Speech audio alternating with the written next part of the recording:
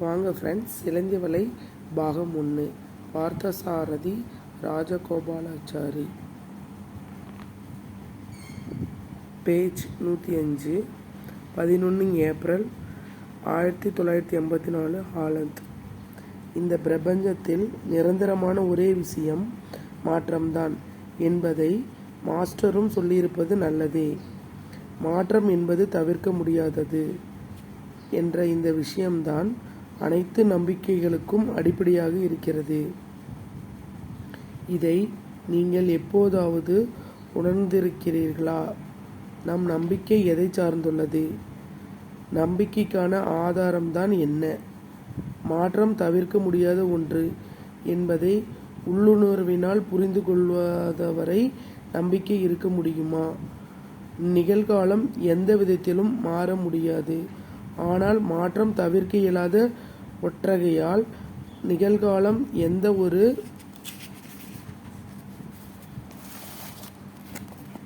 சூழ்நிலையிலும் வருங்காலத்தில் அப்படியே இருக்க முடியாது. இவை இரண்டுமே கிட்டத்தட்ட இணைந்து செல்வதாக தோன்றுகிறது. உயிர் இருக்கும் வரை நம்பிக்கைக்கு இடமுண்டு என்ற கருத்திற்கு இதுவே அடிப்படை என்று நினைக்கிறேன்.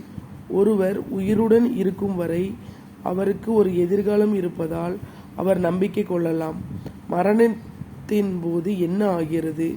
வருங்காலம் இல்லாமல் போய்விடுகிறதா? இல்லை, ஆனால் அந்த வருங்காலம் முன்பே நிர்ணயிக்கப்பட்ட ஒன்றாகிவிடுகிறது. அந்த மனிதர் தற்காலிகமாக ஒரு மண்டலத்தில் நிறுத்தி வைக்கப்படுகிறார். நமக்கு தெரியாத சில விஷயங்களுக்கு தீர்வு காண அவர் அங்கே காத்திருக்க வேண்டியிருக்கிறது. இந்த விதத்தில் பார்த்தால் அதை ஒரு உண்மையான வருங்காலமாக கூற முடியாது. வருங்காலம் என்றாலே அது முன்பே நிர்ணயிக்கப்பட்டதாக இருக்கக்கூடாது என்று தான் தோன்றுகிறது. உங்களுக்கு புரிகிறதல்லவா? நீங்கள் புரிந்து கொண்டிருப்பீர்கள் என்று நிச்சயமாக நம்புகிறேன். ஏனெனில் இதில்தான் சுதந்திரத்தை பற்றி நமது மாஸ்டர் எழுதியிருக்கும் ரகசியம் அடங்கியிருக்கிறது. முன்பே நிர்ணயிக்கப்பட்ட வருங்காலத்தில் சுதந்திரம் என்பதற்கே இடமில்லை. எனவே அது உண்மையான ஒரு வருங்காலம் அல்ல. மாற்றம் என்ற சாதனத்தை கொண்டுதான் இதை சாத்தியமாக்க முடியும். இந்த மாற்றம் குறித்து நாம் அனைவரும் பயப்படுகிறோம், மேலும் அதை தவிர்க்கவும் முனைகிறோம். நவீன அகராதியின்படி இந்த மாற்றத்தை நிகழ்வதற்காக வரும் மகான்களை மாற்றத்திற்கான தூதர்கள் என்று கூற வேண்டும்.